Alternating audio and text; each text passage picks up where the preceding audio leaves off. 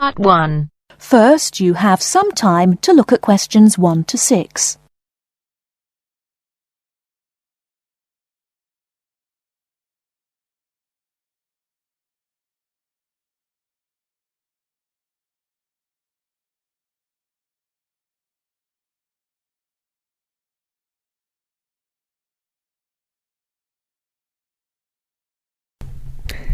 Good morning, Towers Car Insurance. How can I help you? Hello, I was wondering if you could give me a quote for my car, please. I'd like to insure it for a period of 12 months. Certainly. I need to take down a few details first of all. Can I have your name, please? Certainly, it's James Bartolo. Sorry, can you say that again, please? Sure, James Bartolo. That's Bartolo. OK, thanks. And your date of birth? It's the 1st of the 8th, 1973. Great. And can you give me your address, please? Sure, it's 146 Eastern Road, Chester. Fabulous. Now, is the insurance for just yourself? No, actually my wife drives the car too. Her name is Alice Jackson and her date of birth is the 23rd of the 4th, 1968. That's OK. I just need to write yes or no and the make and model of the car you wish to insure. It's a 1998 Ford Laser. OK. And do you have any idea of the value of the car? Yes, it's around £4,000. I only bought it about a week ago. Before you hear the rest of the conversation, you have some time to look at questions 7 to 10.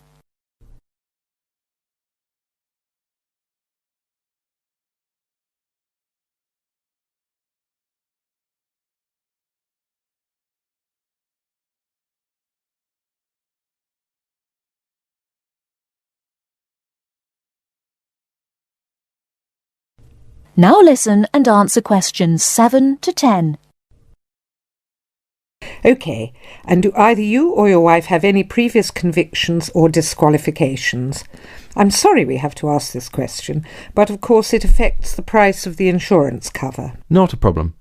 No, actually we both have clean driving licenses. Nothing so far, touch wood. Good. So I can write none for that question. Now, who were you previously insured with? With Aitken Insurance. I'm sorry, could you spell that? Yes, it's AITKEN. I actually have a 3 years no claims bonus too. Great. That will bring the price down a little for you too. OK, if you just give me a few minutes, I'll work out a price for you now. That looks like it will be £275 per year. That sounds good to me. Can I pay for that now over the telephone? That is the end of part 1. You now have half a minute to check your answers.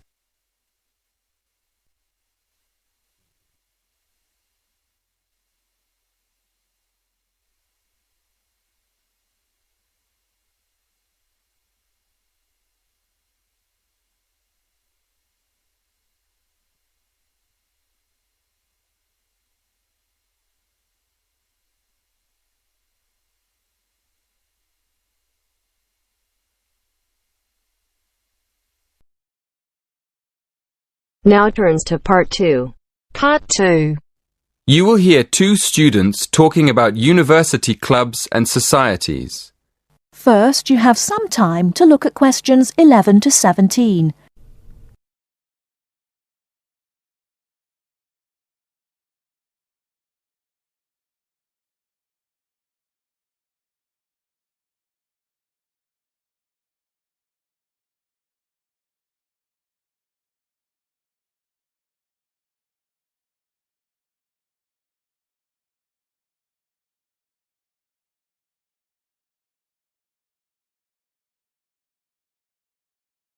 Now, listen carefully and answer questions 11 to 17.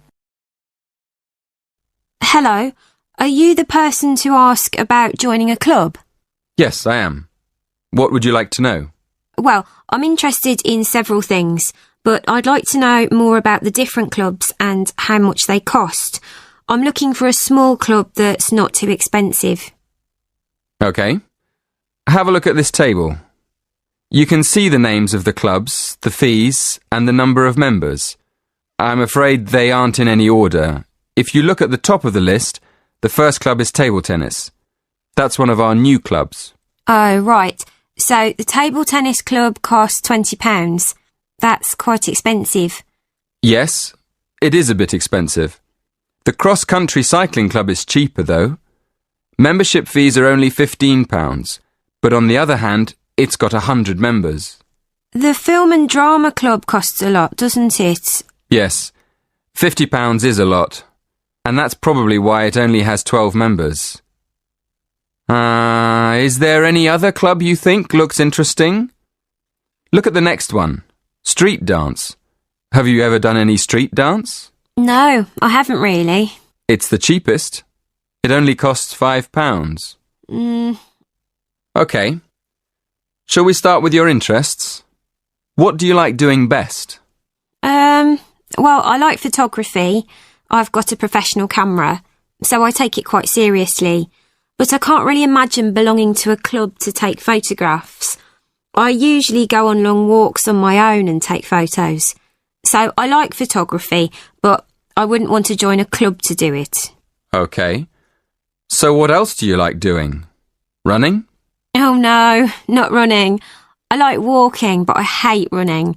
I'm afraid the running club isn't for me, or the cycling club. And film and drama? No, it's far too expensive. But I do like yoga. I've practiced yoga on and off for years. How many members does the yoga club have? It's always a small group. A lot of people sign up at the beginning of term, but they stop going after a few weeks. So they're left with a few regular members every year. That sounds good. I think I'd like to join the yoga club. And what about the contemporary dance club? Is it expensive? Contemporary dance? No. It's not expensive. £10 for the term. Do you like dance? Well, I've never tried contemporary dance, but I do like jazz and tap dance. How often does the group meet? Before you hear the rest of the talk, you have some time to look at questions 18 to 20.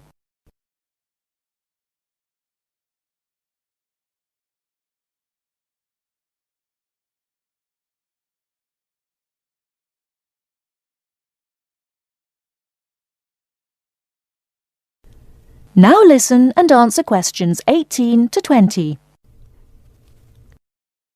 So, can I have your full name, please? Victoria Mandeville. Mandavil? No. Mandeville. LLE. Thank you. And how old are you? 19. And your address? 57, Bury Gardens, Atherton Park, Manchester, M46. How do you spell Bury? B-E-R-R-Y? No, it's B-U-R-Y. Right. B-U-R-Y. And do you have a contact number? Yes, my mobile is 07942 573 279. 07942 573 279. Yes, that's right. Is that all? One more thing. Do you have an email address? That is the end of part 2. You now have half a minute to check your answers.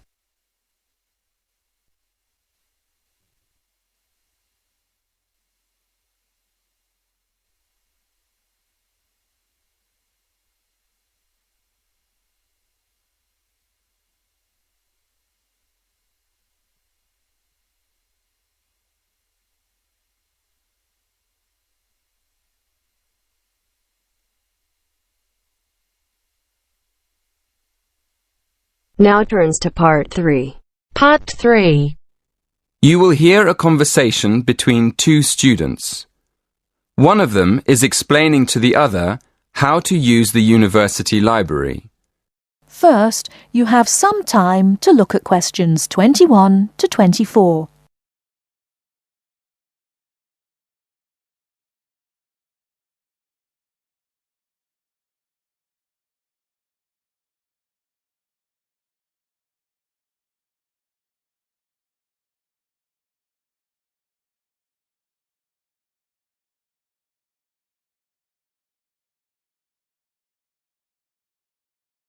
Now, listen carefully and answer questions 21 to 24. Excuse me, Lily. Could you help me? You know, we've got an essay to write about eating customs across the world. Yeah, we have to borrow some books, don't we? Yes, but I missed the library training. Do you think you could show me how to find the books and how to take them out? Sure, no problem. Shall I tell you about the different parts of the library first? Oh, yes. Thank you very much. Okay then, let's look at the plan of the library. Here, you can see the main door on the north side that leads into the lobby. In the middle of the building, there's a big open PC zone. The lift and stairs are on the left as you go in, and on the other side of the building, there's the library cafe. That part of the library is pretty sociable. It's a good place to study with friends. I really prefer to study alone.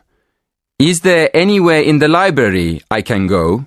Oh, if you like studying in a quiet place, it's better to go upstairs to the silent zone. As you come out of the lift or up the stairs, you'll see a section on your right facing north, which is closed off. That's the silent zone.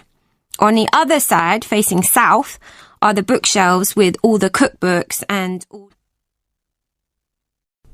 Before you hear the rest of the talk, you have some time to look at questions 25 to 30.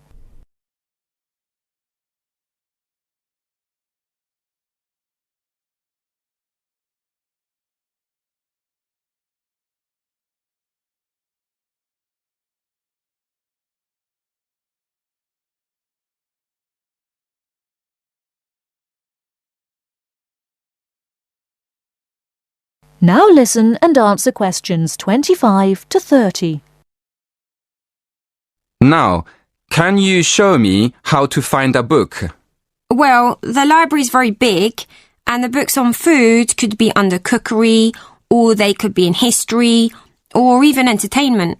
So the first thing to do is to look it up in the online catalogue. Where do I do that? It's easy. There are lots of computers in the library for that. Okay, I see. Right, you look up the title first. When you found the book, you'll see it has a class mark next to it. The class mark is 1 or 2 letters and a number. Make a note of the class mark. Then look it up on the plan of the library. The plan shows you exactly what section of the library the books are actually kept in. Thank you very much, Lily. So how do I borrow a book? That's simple too. When you go to the library, you'll have to take your student ID card. When you want to borrow a book, you take it downstairs to the scanner. Then, scan your ID card first. Next, open the book and slide it under the scanner until it makes a sound, a short beep. And that's all you have to do. Oh, sorry, I forgot. At the end, the system prints out a ticket. It's a good idea to keep it for a while, just in case you have a problem with your loan. Thanks again, Lily. You've been really kind. That is the end of part 3. You now have half a minute to check your answers.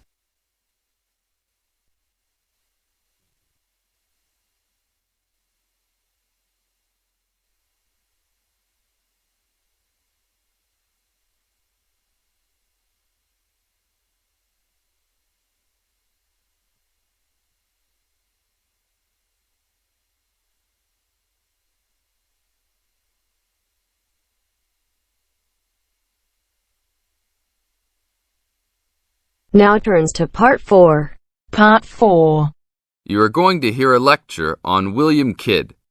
First, you have some time to look at questions 31 to 40.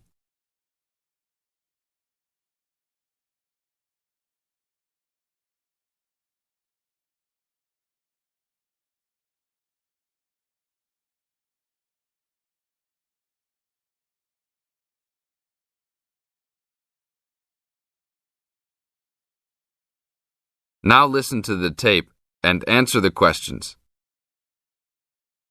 A Pirate Story, William Kidd.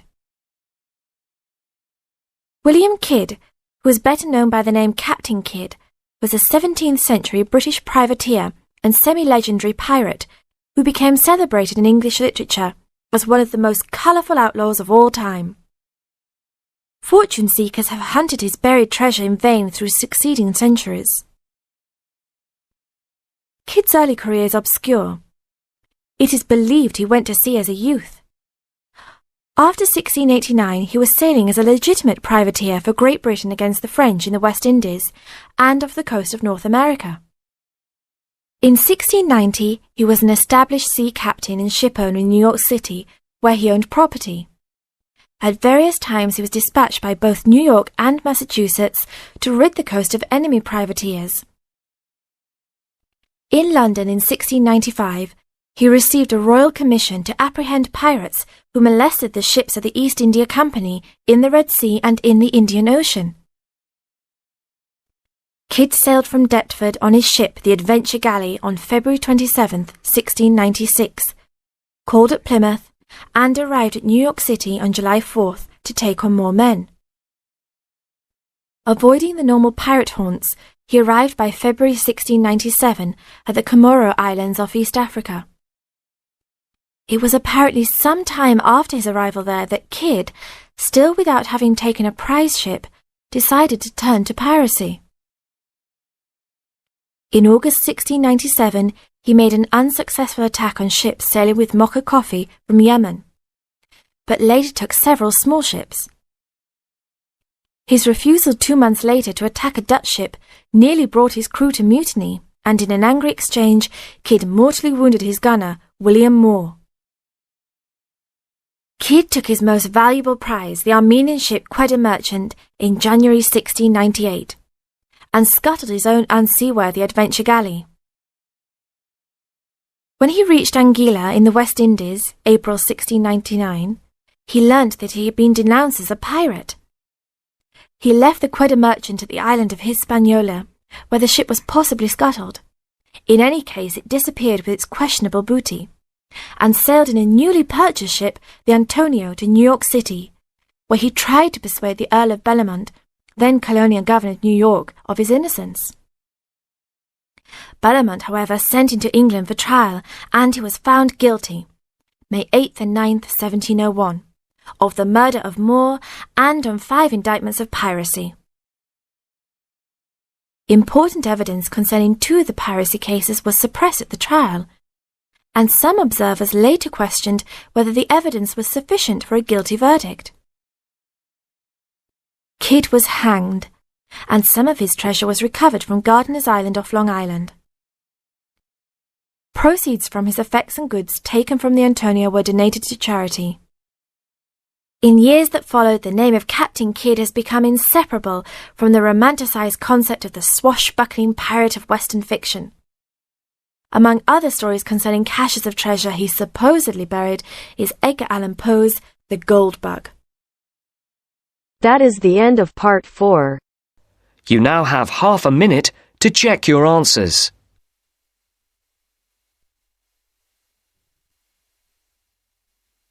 That is the end of the test.